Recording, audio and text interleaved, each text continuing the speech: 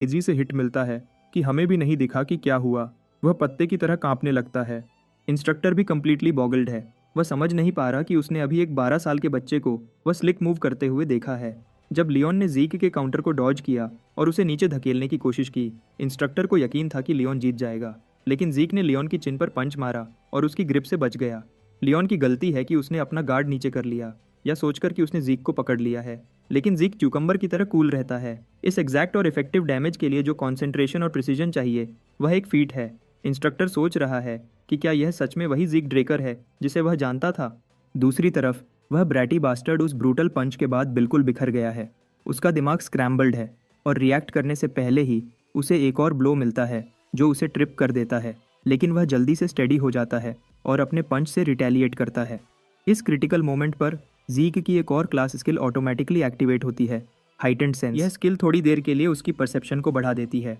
इस स्किल की मदद से जीक पंच को 960 फ्रेम्स पर सेकंड में स्लो मो में देख सकता है, जिससे उसे डॉज करना आसान हो जाता है। पंच के गुजरने के बाद जीक लियोन की आर्म को पकड़ता है और उसे ज़मीन पर गिरा देता है। अटैक इतना पावरफुल होता है कि ज़मीन के नीचे का हिस्सा भी टूट जाता है। एक और स्किल एक्टिवेट होती है, प्रिसाइज स्टैब, जो जीक को लियोन के वीक पॉइंट्स को टारगेट करने में मदद करती है ताकि क्रिटिकल डैमेज हो सके। लियोन को ज़मीन पर पिन करने के बाद जीक पंच करने के लिए तैयार हो जाता है। बेचारा लियोन उसे रुकने की भीख मांगता है, लेकिन जीक फिर भी पंच मारता है जो सीधे उसके चेहरे पर लगता है। इस बेरहमी से इंस्ट्रक्टर के साथ साथ देखने वाले लोग भी सरप्राइज हो जाते हैं। फाइनल हिट बहुत सेटिस्फाइंग लगता है और इस छोटे से बैटल के बाद जीके को एक सुकून का एहसास होता है। वह खुश है कि इस शो के बाद उसके दूसरे कजिन्स भी उसे परेशान करने से पहले 2 बार सोचेंगे। लेकिन अगर वह कुछ भी करने की हिम्मत करेंगे तो जीक उन्हें हमेशा के लिए चुप करवा देगा। लेकिन लगता है कि यह सब इन बास्टर्ड्स में डर पैदा करने के लिए काफ़ी नहीं था। एक बेवकूफ़ जेकेन जीक को चैलेंज करता है और उसे अपना पैंक्रेशन ओपोनेंट चूज़ करता है। जीक को कोई फ़र्क नहीं पड़ता। उसे लगता है कि अगर जेकेन अकेला आएगा तो वह बोर हो जाएगा। इसलिए वह जेकेन को सुझाव देता है कि वह कुछ और स्टूडेंट्स को साथ ले आए ताकि चीज़ें और इंटरेस्टिंग हो जाएं। जीक एक और स्टूडेंट लियम स्टोन को कॉल करता है और सजेस्ट करता है कि वह जेकेन के साथ आए। जाहिर है लियम सिर्फ जेकेन का चमचा है। यह सजेशन जेकेन के लिए एक मुंह पर थप्पड़ जैसा है। यह आइडिया कि उसे जीक जैसे वीक से लड़ने के लिए किसी की मदद की ज़रूरत है, वह बर्दाश्त नहीं कर सकता। लेकिन जीक उसके बटन्स पुश करता रहता है, जो इस ट्रैश को और गुस्सा दिला देता है। जेकेन अब जीक की कुत्ताई करने का वेट कर रहा है। जब दोनों कंटेस्टेंट्स अरीना में खड़े होते हैं, इंस्ट्रक्टर इस बार जीक को वार्न करता है कि कमांड से पहले मूव न करे। लेकिन लगता है कि जेकेन अपने सर्वेंट को साथ ले आया है, जो जीक को और खुश कर देता है। आखिरकार जीक की पास्ट लाइफ में लियम एक एक्सेप्शनल फाइटर की रेपुटेशन रखता था और उसने मर्सिनरी किंग का टाइटल भी हासिल किया था। जेकेन का सर्वेंट होने के नाते लियम क्रेडल एकेडमी में शामिल हुआ था, लेकिन एक दूर का रिश्तेदार होने की वजह से उसकी एजुकेशन को नज़रअंदाज किया गया। उसने हायर एजुकेशन के लिए एकेडमी में एडमिशन लेने की पूरी कोशिश की, लेकिन आखिरकार एक छोटे से नेशन बरान के नाइट ऑर्डर में शामिल हो गया। जब बैरन आखिरकार गिरा तो लियम एक मर्सनरी बन गया।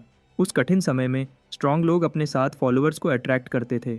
अपने लंबे कार्यकाल के साथ लियम एक रेड नाइट के रूप में प्रोमिनेंस तक पहुंचा और आखिरकार स्टोन मर्सनरीज की बुनियाद रखी। उसने 3 सबसे बड़े मर्सनरी ग्रुप्स को यूनाइट किया और मर्सनरी किंग का टाइटल हासिल किया। जब एम्पायर ने स्टोन मर्सनरीज को हायर किया तो लियम कॉन्टिनेंटल वॉर्स में शामिल हुआ, जहां जीक और नॉर्दर्नर्स ने उसे एक पावरफुल एनिमी के रूप में सामना किया। लेकिन इस बार जीक ने अपने लिए एक बिल्कुल अलग फ्यूचर बनाने का फैसला कर लिया है। जब इंस्ट्रक्टर सिग्नल देता है, जेकेन कॉन्फिडेंटली आगे बढ़ता है और एक पंच मारता है जो हवा के करंट्स को डिस्टर्ब कर देता है। लेकिन जीक बिना देखे उस पंच को पकड़कर ब्लॉक कर देता है, जैसे कुछ हुआ ही नहीं हो। जेकेन तुरंत जीक का हाथ दूर फेंकता है और अपने किक से सामना करता है, लेकिन यह किक उसके लिए बैकफायर हो जाती है। जब उसका किक कनेक्ट होता है तो उसे बहुत दर्द महसूस होता है। पता चलता है कि उसने जीक के स्ट्रॉन्ग बैरियर को हिट किया है, जो उसके एल्बो के गिर्द बन गया था, और इससे जेकेन की लेग को बहुत डैमेज हुआ है। जब जेकेन अपनी इंजर्ड लेग को देखता है, जीक तुरंत आगे बढ़ता है और अपनी स्किल एक्टिवेट करके पंच मारने के लिए तैयार हो जाता है। बेचारा जेकेन अपने चेहरे को प्रोटेक्ट करने की कोशिश करता है, लेकिन जीक का मकसद उसके चेहरे पर पंच मारना नहीं था। जीक उसकी रिब्स पर एक पंच मारता है, जो जेकेन को बहुत सारा केचप तोकने पर मजबूर कर देता है। यह ओवर कॉन्फिडेंट बास्टर्ड आखिरकार ज़मीन पर गिर जाता है। अपना फख्र और बहादुरी खो चुका है। वह गुस्से में अपने साइड किक को जीक को मारने का ऑर्डर देता है। अब जीक का सामना लियम से है और यह बास्टर्ड सीरियस किलिंग वाइब्स दे रहा है। लियम की लंबी रीच जीक के लिए एक सीरियस डिसएडवांटेज है, इसलिए ज़ीक पहले अटैक करने का फैसला करता है। वह रेडी होता है और स्लैश स्किल का इस्तेमाल करते हुए कुछ पंचेज मारता है। ज़ीक इतनी तेज़ी से मूव करता है कि सिर्फ उसके शैडो दिखाई देते हैं, जो एक के बाद एक पंचेस फेंक रहे हैं। यह स्किल एनिमी की नज़र को पूरी तरह से ख़राब कर देती है। जो लोग पास खड़े देख रहे हैं वह असली डर महसूस कर रहे हैं। ज़ीक का परफॉर्मेंस देखकर वह शॉक्ड हैं। ज़ीक जानता है कि वह क्यूरियस और कन्फ्यूज्ड हैं, क्योंकि उन्होंने ऐसा कुछ पहले कभी नहीं देखा है। जिस सोसाइटी में सब स्वॉर्ड से लड़ते हैं, एक फाइटर की फिस्ट फाइटिंग टेक्निक देखना एक रेयर बात है, चाहे यह एबिलिटी कितनी ही कमाल की हो। लेकिन यह ज़ीक के बॉडी पर भी बहुत बोझ डालती है। लेकिन सबसे बड़ा चैलेंज लियम का मॉन्स्ट्रस फिजिक है। वह कोई काउंटर अटैक्स या डॉजेस नहीं कर रहा, बल्कि बस अपने गार्ड के साथ सब कुछ सह रहा है। ज़ीक को पता है कि वह सही डैमेज नहीं कर पा रहा, इसलिए वह एक फाइनल पावरफुल स्ट्राइक की तैयारी करता है, जो लियम के गार्ड को तोड़ने के लिए काफ़ी होगा। लेकिन जब ज़ीक स्ट्राइक करता है, लियम बिना किसी मुश्किल के उस अटैक की दिशा चेंज करके अटैक डॉज कर लेता है। ज़ीक और भी गुस्से में आ जाता है, क्योंकि लियम ने तो ब्लिंक तक नहीं किया, जैसे कुछ हुआ ही नहीं हो। अगले ही पल लियम मौका पकड़ता है और ज़ीक को हवा में उठाकर ज़मीन पर पटकने की तैयारी करता है। लेकिन ज़ीक ऐसा नहीं होने देता। वह तुरंत लियम के सर पर स्ट्राइक करता है। उसकी class skill heightened sense activate हो जाती है और इस एडवांटेज का इस्तेमाल करके वह लियम को डेडली नेक होल्ड में लॉक कर लेता है, जिससे लियम की ऑक्सीजन सप्लाई कट हो जाती है। चाहे लियम का बॉडी कितना भी स्ट्रांग हो, ऑक्सीजन के बिना उसका दिमाग पावरलेस हो जाता है। लेकिन लगता है कि ज़ीक ने खुद को ओवर एस्टिमेट कर लिया। लियम हार नहीं मानता और इसका सामना करता है और एक के बाद एक पावरफुल ब्लोज मारता है। एक के बाद एक पंचेस की वजह से ज़ीक ब्लड तोकने पर मजबूर हो जाता है। लेकिन आखिरकार लियम की बॉडी साथ छोड़ने लगती है। उसकी स्ट्रेंथ कम हो जाती है और वह ऑक्सीजन की कमी से बेहोश हो जाता है। लोग बैटल को देखकर हैरान रह जाते हैं, लेकिन उनमें से एक पर्टिकुलर स्टूडेंट है जो परेशान होने की बजाय एक्साइटेड महसूस कर रहे हैं और ज़ीक से लड़ने का इंतज़ार नहीं कर पा रहा। पैंक्रेशन का दिन खत्म होने के बाद ज़ीक अपने क्वार्टर्स में वापस आता है, जहां उसका सर्वेंट उसका हाल पूछता है। उसने सुना है कि ज़ीक मैचेस में बहुत जख्मी हो गया था। ज़ीक कहता है कि वह बिल्कुल ठीक है, लेकिन बटलर इंसिस्ट करता है कि वह उसकी पल्स चेक करे ताकि वेरीफाई हो सके कि सब कुछ सही है। ज़ीक समझ जाता है कि ओल्ड मैन सिर्फ यह देखना चाहता है कि क्या उसने अपना ऑरा अवेकन कर लिया है। आखिरकार ज़ीक अपना हाथ सर्वेंट की तरफ बढ़ाता है, जो तुरंत ब्लू एनर्जी को उसके हाथ से ज़ीक में भेज देता है। यह ब्लू एनर्जी देखकर ज़ीक रुककर सोचता है कि क्या उसका सर्वेंट सच में एक ब्लू नाइट है। ऐसा इसलिए क्योंकि जब किसी का ऑरा चेक किया जाता है तो लोग आमतौर पर डांटियन चेक करते हैं।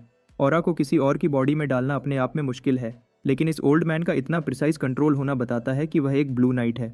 जाहिर है सभी नाइट्स एक जैसे नहीं होते। उन्हें उनकी मार्शल प्रावेस टेक्निक्स और ऑरा मैनिपुलेशन प्रोफिशिएंसी के हिसाब से क्लासिफाई किया जाता है।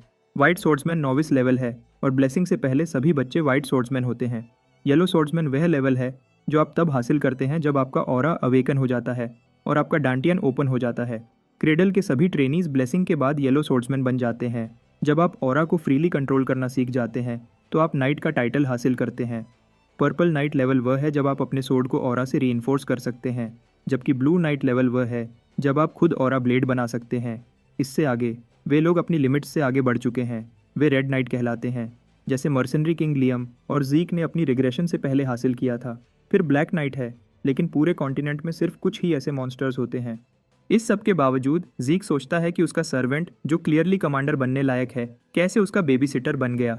लेकिन ज़ीक को पूरा यकीन है कि यह आदमी उसकी ईथर का पता नहीं लगा सकता, जो सिर्फ दुनिया के 2 लोग ही यूज़ कर सकते हैं।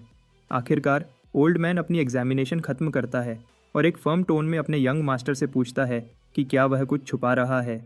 ज़ीक कूल बने रहता है और ऐसा दिखाता है कि वह कुछ नहीं जानता और बटलर से पूछता है, क्या तुम कुछ जानते हो? बटलर रिपोर्ट करता है कि ज़ीक का रिक्वेस्ट किया हुआ ट्रेनिंग रूम पहले ही तैयार है। ज़ीक इस बात से खुश होकर ओल्ड मैन को आराम करने के लिए भेज देता है। जब ज़ीक अकेला चलता है तो उसे एक डर है कि शायद बटलर को उस पर नज़र रखने के लिए भेजा गया है। इससे बचने के लिए वह फैसला करता है कि बटलर को अपने पास ही रखेगा, ताकि वह उस ओल्ड मैन को मैनिपुलेट कर सके और ज़रूरी इन्फॉर्मेशन निकाल सके। ज़ीक को अभी यह भी समझना है कि किसने बटलर को उस पर नज़र रखने का ऑर्डर दिया है। उसे पता है कि उसकी माँ की तरफ से कोई ऐसा नहीं करेगा, इसलिए यह काम सिर्फ उसके सौतेले भाई बहनों का हो सकता है। जब ज़ीक पर्सनल ट्रेनिंग रूम में एंटर होता है तो वह वहाँ की लग्जरी देखकर दंग रह जाता है। यह उस घर की शान को और भी बढ़ा देता है। ट्रेनिंग शुरू करने से पहले वह सिस्टम को चेक करने का फैसला करता है। सिस्टम पैनल उसके सामने आता है और वह देखता है कि उसकी स्लैश स्किल प्रोफिशिएंसी 10% तक पहुंच चुकी है। उसे समझ नहीं आता कि यह कैसे हुआ। लेकिन वह अंदाज़ा लगाता है